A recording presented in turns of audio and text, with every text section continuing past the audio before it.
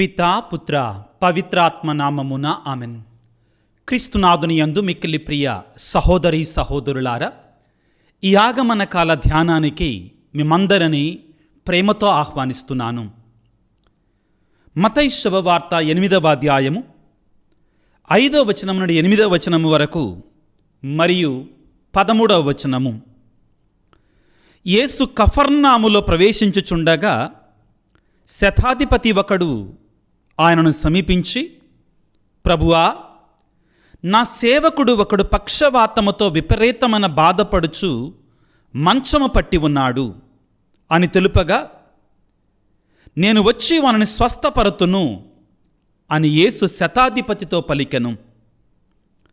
ఆ శతాధిపతి యేసుతో, ప్రభువా, నీవు నా ఇంటిలోనికి వచ్చుటకు నేను పాత్రుడను కాను. నీ ఒక్క మాట పలికినా చాలును, నా సేవకుడు స్వస్థత పొందును అని పలికెను. అంతటా యేసు ఆ శతాధిపతితో, నీవిక పొమ్ము, నీవు విశ్వసించున్నట్లు నీకు అగునుగాక అని పలికెను. ఆ క్షణముననే శతాధిపతి సేవకుడు స్వస్థత పొందెను.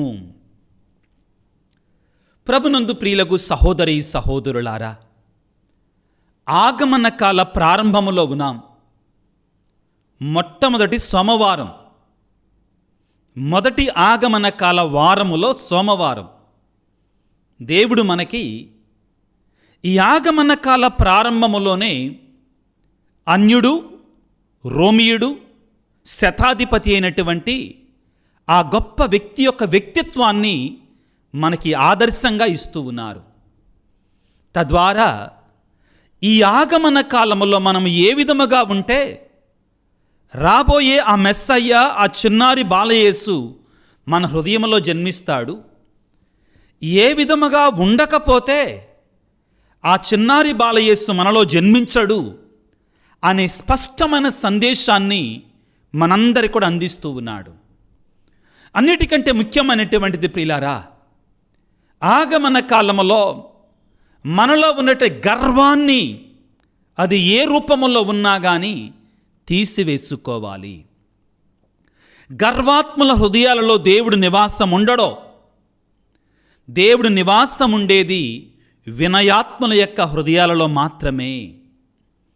వినయాత్ముల యొక్క హృదయాలలో దేవుడు సింహాసనం వేసుకొని కూర్చుంటాడు. బిడ్డలారా, ఈనాడు శతాధిపతి మనకు నేర్పించేటువంటి గొప్ప సందేశం ఇదే. కఫర్నాము ప్రియులారా, యేసు ప్రభువు ప్రారంభములో ఎక్కువగా పరిచర్య చేసింది ఈ ప్రాంతంలోనే. ఆయన పెరిగినటువంటి ప్రాంతము కూడా అని చెప్పాలి. ఆ ప్రాంతానికి మరలా వచ్చినప్పుడు ఒకానొక సందర్భములో ఒక శతాధిపతి, ప్రియులారా, ఈ శతాధిపతి అనే పదాన్ని మనం బైబిలులో చాలాసార్లు చూస్తాం. ముఖ్యంగా సువార్తలలో 2 శతాధిపతులు ఉంటారు. గొప్ప కార్యం ఏంటంటే, ప్రభు యొక్క సువార్త పరిచర్య ప్రారంభంలో ఒక శతాధిపతి ఉంటాడు. బలమైన దృఢమైనటువంటి అచంచలమైన విశ్వాసాన్ని చూపిస్తాడు యేసు ప్రభువు మీద ఈ శతాధిపతి, ప్రారంభంలో కనబడే శతాధిపతి. తరువాత మనకి యేసు ప్రభు మరణించినప్పుడు ఒక శతాధిపతి కనపడతాడు. ఆయన కూడా యేసు ప్రభువుని పక్కలో బళ్ళెముతో పొడిచిన తర్వాత రక్తము నీరు స్రవించటాన్ని చూచినట్టు ఆ వ్యక్తి, ఇతడు నిక్కముగా దేవుని కుమారుడిని ప్రకటించాడు. వీరిరువురు కూడా మన విశ్వాసానికి ఒక గొప్ప ఆదర్శంగా మనకు కనబడతారు పిల్లారా. ఈ శతాధిపతి, ఈరోజు మనం చదువుకున్న శతాధిపతి చేసిన 2 కార్యాలు. మొదటిగా, అతడు తన కోసమో తన కుటుంబ సభ్యుల కోసమో ప్రార్థన చేయటల్లా, తన సేవకుల్లో ఒక సేవకుడు కోసం ప్రార్థన చేస్తున్నాడు. పరుల కొరకై ప్రార్థన చేస్తున్నాడు. విజ్ఞాపన ప్రార్థన చేస్తున్నాడు. ఈనాటి ధ్యానముగా మనం ఈ విషయాన్ని కూడా గుర్తుపెట్టుకోవాలి. ఆగమన కాలపు మొట్టమొదటి సోమవారమే దేవుడు మనకి సందేశాన్ని ఇస్తున్నాడు. శతాధిపతిని మన ముందుంచుతున్నాడు. నీవు ఏ రీతిగా సిద్ధపడుతున్నావు ప్రభువు రాకడ కొరకై, ఇదిగో ఆ శతాధిపతి నుండి నేర్చుకో అని చెప్తున్నాడు. వాక్యాన్ని చదువుకుందాం. మత్తయి శుభవార్త 8వ అధ్యాయం 5వ వచనములో, యేసు కఫర్నాములో ప్రవేశించుచుండగా శతాధిపతి ఒకడు యేసును సమీపించాడు. శతాధిపతి అంటే శత అంటే 100, 100, 100 అని అర్థము. శతకం అంటే, శతాధిపతి అంటే 100 మంది సైనికుల మీద అధికారి. శతాధిపతి అంటే 100 మంది సైనికుల అధిపతి. శతాధిపతి అంటే అతడు ఒక రోమియుడు, ఇశ్రాయేలును పరిపాలించేటువంటి ఆ వ్యక్తి. సహజంగా ఈ శతాధిపతుల్లో ఒకలాంటి గర్వం, ఒకలాంటి పొగరు, మేము రోమియులం, మేము పరిపాలించేటువంటి వారం అనేటు గర్వం కనబడేదండి. కానీ ఈ శతాధిపతులు అది లేదు. ప్రభువు దగ్గరికి వచ్చాడు. రాగానే సంబోధించే విధానం చూడండి. ప్రభువా, ప్రభువా. ఆ పదములోనే మనకి ఆయనకి ప్రభువు మీద ఉన్న నమ్మకం, విశ్వాసం, అదేవిధంగా ఆ ప్రభువు ముందు తను చూపించేటు దీనత, వినయం కనబడుతుంది.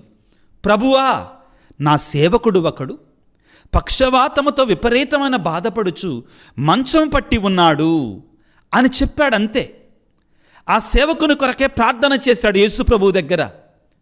ప్రభువు ప్రియులారా ఎంత గొప్పగా స్పందిస్తున్నాడో చూడండి.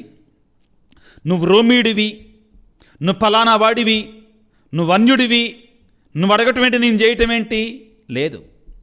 ప్రియులారా, ప్రభువు తన జీవితంలో ఇతర మతాల వాడిని, ఇతర దేశాల వాళ్ళని ఆయన ఎప్పుడు కూడా కరుకుగా మాట్లాడలేదండి. వాళ్ళతోటి ఆయన కొంచెం దయాపూరితంగా మాట్లాడాడు. ముఖ్యంగా వాళ్ళ విశ్వాసాన్ని మెచ్చుకున్నాడండి. వాళ్ళ విశ్వాసాన్ని మెచ్చుకున్నాడు. బాధాకరమైన విషయం ఏంటంటే, ఆధునిక బోధకులు ఇతర మతాల మీద విరుచుకుపడుతున్నారండి. ఇతర దేవీ దేవతలని నిందిస్తున్నారు. అందరంటలేదండి, కొంతమంది గురించి మాట్లాడుతున్నాను. చాలామంది మంచి బోధకులు అందరి గురించి మాట్లాడుతారు. ఎవరైతే ఆ ఒక్కళ్ళిద్దరు నిందిస్తున్నారో వాళ్ళ గురించి మాత్రం మాట్లాడుతున్నాను. జాగ్రత్తగా ఉండాలి. కథోలిక మతం కొన్ని మతాల లాంటిది కాదండి. కొన్ని మతాలలో సిద్ధాంతం ఎలాగ ఉంటుందంటే, ఏ విధంగానైనా కానీ ఇతర మతాలను చంపొచ్చు, చంపితే దేవుడి కోసం చంపాం అనే ధోరణిలో కూడా వెళుతుంటారు కొంతమంది. కథోలిక క్రైస్తవ విశ్వాసం అటువంటిది కాదు. సౌభ్రాతృత్వం, సహోదర ప్రేమ, చివరికి ఒక సొంకరికి కూడా, ఒక అన్యుడికి కూడా, ఒక రోమీడికి కూడా కనికరాన్ని చూపించేటి ప్రేమ యేసయ్య ప్రేమ. ప్రేమతోటి మనం గెలవాలి. ఎప్పుడైతే ఈ శతాధిపతి, అయ్యా నా సేవకుడు ఒకడు మంచం పట్టి ఉన్నాడయ్యా అనగానే ప్రభు ఏమంటున్నాడు చూడండి పిల్లారా. మత్తయి శుభవార్త 8వ అధ్యాయం 7వ వచనం, నేను వచ్చి వారిని స్వస్థపరుస్తానని పలికాడు. వెంటనే చాలా ఉదారంగా స్పందించాడు యేసు ప్రభు. ఇక్కడ అసలైన విషయం వస్తుంది పిల్లారా. శతాధిపతిలో ఉన్న దీనత మనకు కనబడుతుంది. ఏమంటున్నాడు ఆ శతాధిపతి యేసుతో, ప్రభువా, నీవు నా ఇంటిలోనికి వచ్చేటకు నేను పాత్రుడను కాను. ప్రియులారా, ఎంత గొప్ప మాట. నేను అసలు యోగ్యుణ్ణి కాదయ్యా నిన్ను నా ఇంటిలోనికి ఆహ్వానించుకోవటానికి. నువ్వు నా ఇంటిలోనికి రావటం నేను పాత్రుడిని కాదయ్యా, నాకు ఆ యోగ్యత లేదు. దీనిలో ఎన్ని ఉన్నాయంటే పిల్లారా, దీనత. నేను పాపిని అని అంగీకరిస్తున్నాడు. నేనంత యోగ్యుణ్ణి కాదు, నేను అనర్హుణ్ణి. ఎంత దీనత ప్రియులారా, ఎంత తగ్గింపు యేసయ్య ముందు. ప్రభువా, నీవు నా ఇంటిలోనికి వచ్చుటకు నేను పాత్రుడను కాను. తరువాత వచ్చే మాట యేసుప్రభు మీద ఉన్న విశ్వాసం. ఒకటి దీనత, రెండవది విశ్వాసం. నీ ఒక్క మాట పలికితే చాలు నా సేవకుడు స్వస్థత పొందుతాడు. ఈ మాటలని తల్లి శ్రీసభ మనకి గురువు దివ్య సప్రసాద స్వీకరణకు ముందుగా, ఇదిగో సర్వేశ్వరుని గొర్రెపిల్ల, లోకపాపలను పరిహరించాడు క్రీస్తు ప్రభు, ఈ విందులో పాల్గొన పిలువబడినటువంటి వారు ధన్యులు అని పలికినప్పుడు మనందరము కూడా, ప్రభువా, నీవు నా ఇంటిలోనికి వచ్చుడు నేను పాత్రుడను కాను, నీ ఒక్క మాట పలికిన నా ఆత్మ ఆరోగ్యం పొందును, స్వస్థత పొందునని పలుకుతాం. ఒక అన్యుడు, ఒక శతాధిపతి పలికినటువంటి మాటలని మనం ప్రియులారా దివ్య సప్రసాద స్వీకరణ ముందుగా మనం పలుకుతాం. ఆ అన్యుడు, ఆ రోమియుడు, ఆ శతాధిపతి ఎంత దీవెన పొందుకున్నాడు ప్రభువు నుండి. అతనిలో ఉన్నటువంటిది ఏంటిది బిడ్డలారా? దీనత. ప్రియులారా, ఈ ఆగమన కాలములో ఈ క్రిస్మస్ పండగ చుట్టూ కూడా మనం చూసేది అంతా దీనత. దేవుడే తనను తాను తగ్గించుకున్నాడు, పశువుల కొట్టములో జన్మించాడు. ఎంత గొప్ప ఆదరణ మనందరికీ కూడా. ఆయన రాజుల ఇళ్లలోనో లేకపోతే గొప్ప గొప్ప వాళ్ళ ఇళ్లలో పుట్టలేదు ప్రియులారా, దీనుల యొక్క ఇళ్లలో పుట్టాడు. ఒకానొక గ్రామంలో ఒక పేదవాడు జన్మించాడు.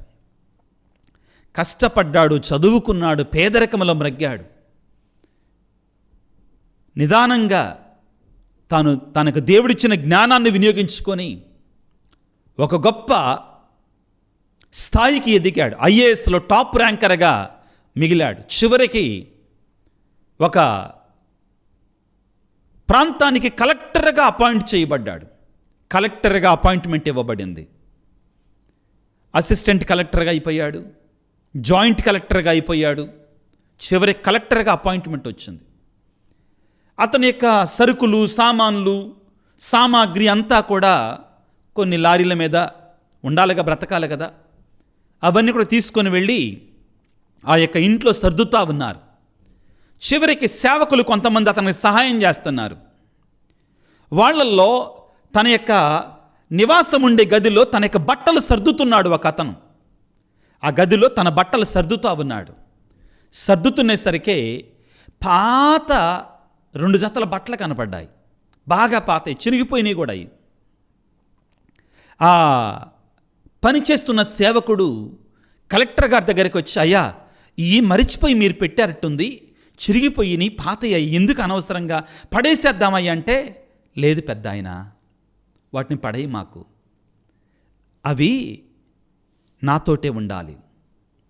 నేను ఏ స్థాయి నుంచి వచ్చానో, నా పరిస్థితి ఏంటో ఒకప్పుడు, నేను ఎంత పేదరికములో నేను జీవించానో అని నాకు అవి గుర్తు చేస్తాయి. అవి పాతవి కాదు పెద్ద ఆయన, అవి పనికిరానటువంటివి కాదు. నాలో గర్వం రాకుండా, నాలో గర్వం అనేటి పాపము రాకుండా నన్ను కాపాడేటువంటి వస్తువులవి. వాటిని పడేయొద్దు, వాటిని భద్రంగా అలాగానే ఉంచు. నేను వాటిని అప్పుడప్పుడు చూడాలి. నా పాత స్థితిని నేను మరిచిపోకూడదు, నా యొక్క ఆ దీన స్థితిని మరిచిపోకూడదు అని చెప్పి తన బట్టలలో ఉంచాడట. ప్రియులారా, గొప్ప వాళ్ళల్లో ఉండేటువంటి సుగుణం దీనత, వినయం. ప్రియులారా, ఇదిగో బైబిల్ గ్రంథం అడుగడుగునా కూడా ప్రియులకు దేవుని బిడ్డలారా మనకి దీనత్వాన్ని గురించి, వినయాన్ని గురించి బోధిస్తుంది. అన్నిటికంటే ముఖ్యంగా దేవుడు నీ హృదయంలోనికి రావాలంటే, నీ కుటుంబంలోనికి రావాలంటే, నీ సంఘంలోనికి రావాలంటే, నీలోనికి రావాలంటే, నివాసం ఉండాలంటే నీలో దీనత ఉండాలి, వినయం ఉండాలి. ఇవి లేకుండా, దీనత వినయం లేకుండా యేసు ప్రభు నీ హృదయంలో జన్మించాడో. యెషయా గ్రంథము 57వ అధ్యాయము 15వ వచనం ఈ విధంగా సెలవిస్తూ ఉంది. నేను ఉన్నతమైన పవిత్రమైన స్థలములో నివసించువాడను, నేను ఉన్నతమైన పవిత్రమైన స్థలంలో నివసించువాడను. దేవుడు ఉన్నతమైన స్థలంలో నివసించేవాడు. అయినను వినయాత్ములు, పశ్చాత్తాప మనస్కులు అయిన వారితో నివాసం ఉంటాను. ఎంత గొప్ప మాట ప్రియులారా! దేవుడు తన గురించి తాను పలుకుతున్నాడు. నేను ఉన్నతమైన, మహోన్నతమైన స్థానంలో నివాసం ఉండేటువంటి వాడిని. అయినా కానీ నేను కోరుకునేది ఏమిటి అంటే, వినయాత్ములు, పశ్చాత్తాప మనస్కుల యొక్క హృదయాలలో నీ నివాసం ఉంటానంటున్నాడు. ప్రియ దేవుని బిడ్డ, నీ హృదయం ఏ విధముగా ఉంది? ఈ ఆగమన కాలాన్ని ప్రారంభించుకుంటుండగా, ఈ ఆగమన కాల ప్రారంభ దినాలలో ఉండగా నీ జీవితం ఏ విధంగా ఉంది? నీ బ్రతుకు ఏ విధంగా ఉంది? నీ నడత ఏ విధంగా ఉంది? నీ నడక ఏ విధముగా ఉంది? నీ ఉద్యోగం చేసే చోట, నీవు పని చేసే చోట, నీ వ్యాపారం చేసే చోట నీవు ఏ విధముగా ఉంటున్నావు? నీకు తరగనంత ఆస్తి ఉండవచ్చుగాక, కానీ దేవుని సన్నిధిలో నీ జీవితంలో దీనత కలిగి ఉండటం నేర్చుకో. చరిత్రలో ప్రియులారా ఎంతోమంది గర్వాత్ములు మట్టి కలిసిపోయారండి. చరిత్రహీనులుగా మిగిలిపోయారు. దీనాత్ములే గొప్ప గొప్ప వాళ్ళుగా ఉన్నారు. గర్వాత్ములను ప్రియులారా చరిత్ర చెడుకి జ్ఞాపకం చేసుకుంటుంది. ఎలాగా? వాడిలాగా ఉండకూడదో అని జ్ఞాపకం చేసుకుంటుంది.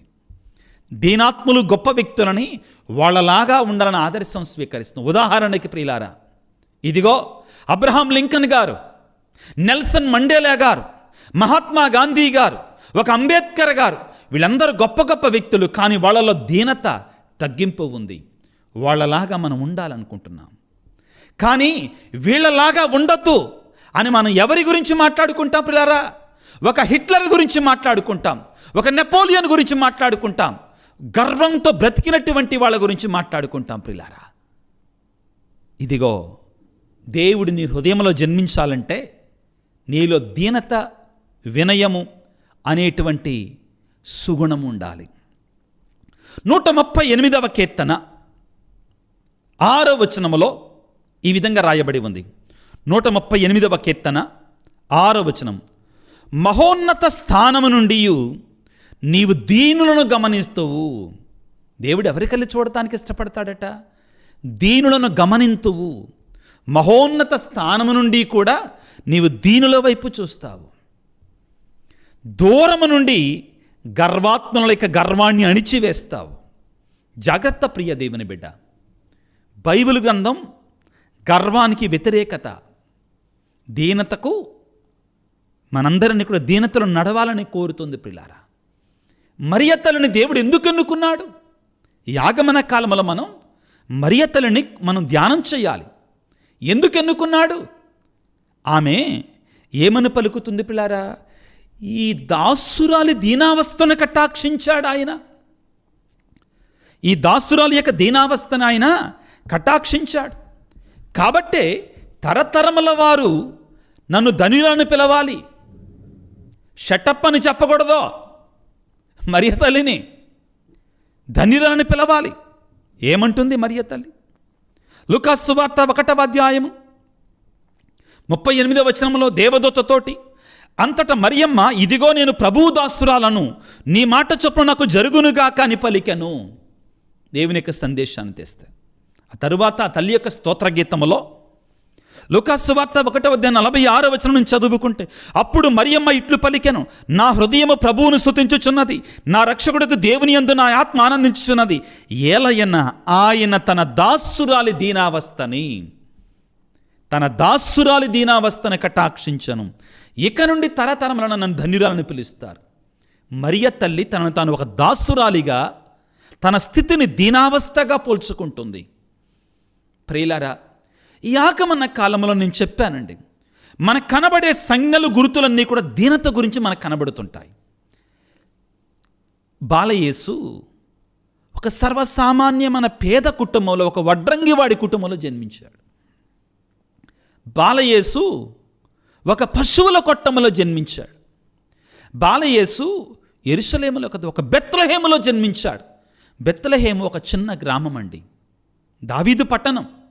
దాని గురించి మనం తెలుసుకుందాం తర్వాత ఇంకొక ప్రసంగంలో వివరంగా తెలుసుకుందాం. బెత్లెహేము ఆహారపు ఇల్లు, భోజన ఇల్లు, రొట్టెల ఇల్లు, రొట్టెల గృహం.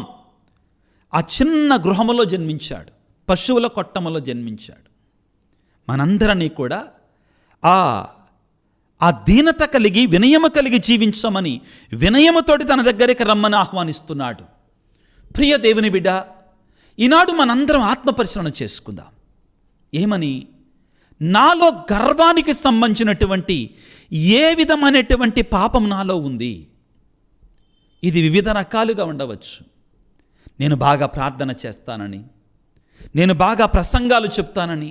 ప్రియులారా, చరిత్రలో ఎవరైతే గర్వంతో జీవించారో వాళ్ళు కూలిపోయారు, వాళ్ళ పతనం మొదలైంది. ఇంగ్లీష్లో చెప్తారు కదా, ప్రైడ్ గోస్ బిఫోర్ ఫాల్. గర్వానికి ముందుగా పతనం నడుచుద్దంటండి. జాగ్రత్త. నేను పరిశుద్ధుడిని అనే గర్వం మనలో ఉందా? నేను బాగా పాటలు పాడతాననే గర్వం నీలో ఉందా? లేకపోతే ఎటువంటి గర్వం ఉంది? నేను జ్ఞానిని అనే గర్వం ఉందా? నేను తెలివైనటువంటి వాడిని అనే గర్వం ఉందా? నేను బలం ఉందని నాకు గర్వం ఉందా? ప్రశ్నించుకో బిడ్డ, ప్రశ్నించుకో. నీలో అణిగిమణిగి ఉండే స్వభావం ఉందా లేదా? ఒకవేళ మనలో ఏ విధమైనటువంటి గర్వం ఉన్నా కానీ దాన్ని తీసివేసుకుందాం. శతాధిపతి అంతటి వాడే యేసు ప్రభువుతో ఏమంటున్నాడు? ప్రభువా, నువ్వు నా ఇంటిలోనికి వచ్చేటకు నేను పాత్రుడన కాను, నీ ఒక్క మాట పలికిన నా సేవకుడు స్వస్థత పొందును. దీనత, విశ్వాసం. ప్రభు ఏమంటున్నాడు తెలుసా ప్రియులారా? అది విని యేసు ఆశ్చర్యపడెను. ఆ వెంట వచ్చుచున్న వారితో, ఇశ్రాయేలీయుల ప్రజలలో నేను ఇటువంటి విశ్వాసము చూడలేదు, ఇటువంటి దీనత చూడలేదు అని పలికి ఒక మాట అంటున్నాడు పిల్లారా. అది మనందరికీ హెచ్చరిక కావాలి, మనందరికీ హెచ్చరిక కావాలి. ఏమంటాడండి? ఇదిగో పరలోక రాజ్యములోనికి తూర్పు పడమల నుండి వచ్చి పరలోక రాజ్యంలో కూర్చుంటారు. అంటే అన్యులు వచ్చి కూర్చుంటారు అక్కడ. ఎవరైతే దీనత కలిగి ఉంటారో దేవుని సన్నిధిలో అన్యులైనటువంటి వారు వచ్చి కూర్చుంటారు. కానీ మీరు ఇదిగో ఇశ్రాయేలు జాతికి చెందినటువంటి వారు, క్రైస్తవులు అంటే మనం ప్రియులారా దేవుని యొక్క రాజ్యానికి బయట పళ్ళు కొరుక్కుంటా ఉంటామంటండి. ఇదిగో ఈ సందేశం మామూలు సందేశం కాదు ప్రియులారా. దీనత తప్పనిసరిగా ఉండాలి, లేకపోతే దేవుని యొక్క రాజ్యంలో మనం ఉండం, దేవుడు మన హృదయంలో జన్మించాడు. ప్రియ దేవుని బిడ్డ, ఎటువంటి విధమైనటువంటి గర్వం ఉన్నా కానీ తగ్గించుకోవడానికి ప్రయత్నం చేయి. ప్రార్థన చేసుకో దేవుణ్ణి.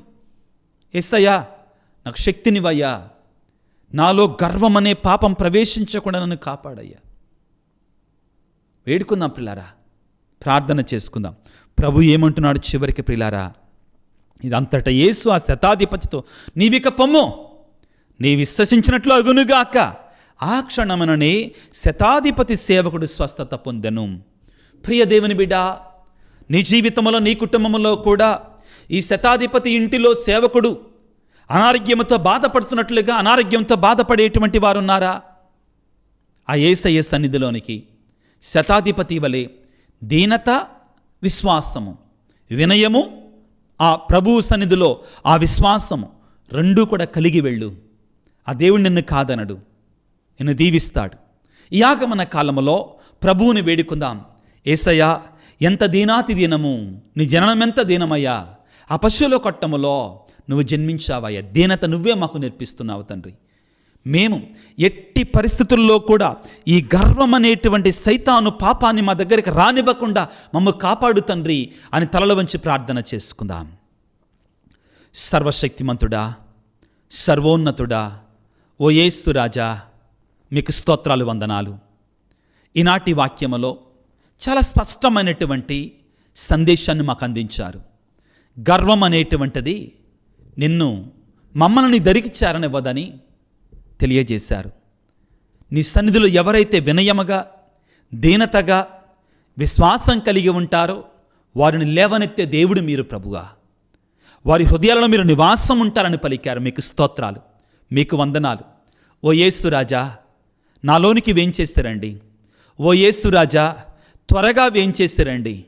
ఓ యేసు రాజా, అలనాడు ఆ బెత్లెహేము నగరంలో జన్మించినట్లుగా మా హృదయాలలో, మా కుటుంబాలలో, మా సంఘాలలో జన్మించండి అయ్యా.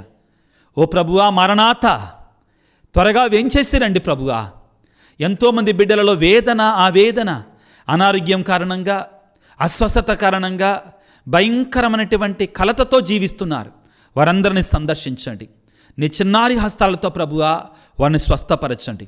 ఓ యేసు రాజా, ఈనాడు ఎవరైతే బిడ్డల ప్రార్థన చేయమని అడుగుతున్నారో వారందరిని దీవించండి నాయన, ఆశీర్వదించండి. ఎవరైతే ప్రత్యేకమైన రీతిలో ప్రభువా పూజలు పెట్టమని, ప్రార్థన చేయమని అడిగి ఉన్నారు వారందరిని ప్రభు పూజల్లో మాత్రమే కాకుండా ఈ ప్రార్థనలు కూడా జ్ఞాపకం చేసుకుంటున్నాము తండ్రి. ప్రత్యేకమైన రీతిలో వివిధ రకమైన ఇబ్బందులతో, కోరికలతో, తలంపులతో ప్రార్థించమని అడుగుతూ నీ రాకడ కొరకే సిద్ధపడుతున్న బిడ్డలందరినీ దీవించండి నాయన. మాలో ప్రభువా దీన మనస్సును దయచేయండి ప్రభువా. విరిగి నరిగిన హృదయాన్ని దయచేయండి ప్రభువా. విరిగి నరిగిన హృదయంలో జీవిస్తానని పలికిన దేవా మీకు స్తోత్రాలయ్యా. మాలో ఎటువంటి గర్వం లేకుండా మమ్మల్ని కాపాడండి తండ్రి. ఒకవేళ పొరపాటున గర్వం ఉంటే వెంటనే ప్రభువా మమ్మకు నేర్పించండి, ఒక దెబ్బ కొట్టండి నాయన. ఇదిగో ఈనాడు ప్రభువా ఈ వాక్య పరిచయలో పాల్గొంటున్న ప్రతి బిడ్డను దీవించండి. ఈ వీడియో క్రింద ఎవరైతే మెసేజ్లు ఉంటున్నారో వారన్నిటినీ కూడా నీ పాద సన్నిధిలో ప్రభువా దీనతతోటి సమర్పిస్తున్నాను. ఎవరైతే వీడియో కింద ప్రభువా వారి ఉద్దేశాలు ఉంచుతున్నారో వారందరిని దీవించమని, ఆశీర్వదించమని, నా కొరకే ప్రార్థించని వేడుకుని వారందరిని ఆశీర్వదించమని, ముఖ్యంగా ఈ పరిచర్య కొరకై ఇతోధికంగా సహాయం చేస్తున్న బిడ్డలందరినీ ఆశీర్వదించి దీవించమని మనాదురైన క్రీస్తు ద్వారా వేడుకొనుచున్నాము తండ్రి, ఆమెన్. ప్రభువు మీతో ఉందురుగాక, మీ ఆత్మతో ఉందురుగాక.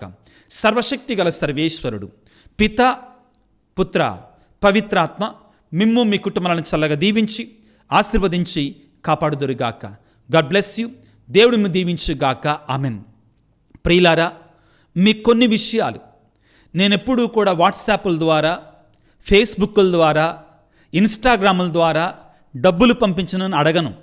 ఎవరైనా అడుగుతున్నారంటే నా అకౌంటు వాళ్ళు హ్యాక్ చేస్తున్నారని మీరు గుర్తుపెట్టుకోండి. ఎట్టి పరిస్థితులు కూడా పైసా పంపించమని ఆ విధంగా. ప్రియులారా, నంబర్ 1. రెండవది, మీరందరూ కూడా ఈ యూట్యూబ్ పరిచర్యలో పాల్గొనండి దయచేసి. చాలా సందర్భాలలో చెప్తున్నాను, యూట్యూబ్కి ఒక ఆల్గరిథం అంటూ ఉంటుంది. ఏమిటి అది? ఏ వీడియోకైతే లైక్స్ వస్తాయో, ఒక చిన్న మెసేజ్లు ఎక్కువ వస్తాయో ఆ మెసేజ్ని ఎక్కువ మందికి చూపిస్తుంది. ఈ పరిచర్య మనం పొందుకునేటువంటి ఈ దీవెన మనం 10 మందికి అందించినటువంటి వాళ్ళం అవుతాం. ఒక చిన్న మెసేజ్ పెట్టండి. ఆ సందేశం నచ్చితే ఈ మెసేజ్ నాకులాగానే ఉంది, నా కొరకు ప్రార్థన చేయండి, praise the lord, thank you father, ఈ విధంగా వివిధ రకాలుగా, లేకపోతే ఐ థ్యాంక్ జీసస్, మీకు జీవితంలో జరిగిన మేలుల కోసంగా అక్కడ చిన్న మెసేజ్ పెట్టండి. కొంతమందికి మెసేజ్ రాదు, నేను అటువంటి వాళ్ళని ఫోర్స్ చేయట్లా. మీకు ఇచ్చిన సమయాన్ని ఒక్క నిమిషం వాక్యాన్ని వింటున్న తర్వాత ఒక్క నిమిషం కేటాయించి ఒక చిన్న మెసేజ్ పెట్టండి. మొదటిగా లైక్ చేయండి. కానీ దీని ద్వారా ఈ వీడియో 10 మందికి వెళుతుందండి.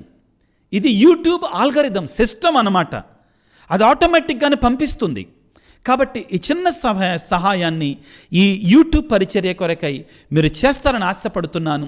చివరి వరకు మీరు చూశారు కాబట్టి ఒక చిన్న లైక్ చేయటం, ఒక చిన్న మెసేజ్ పెట్టడానికి ప్రయత్నం చేయండి. మీరు అన్యతాగా భావించాలని ఆశపడుతున్నాను. God bless you. దేవుడి దీవించుగాక. ఆమెన్.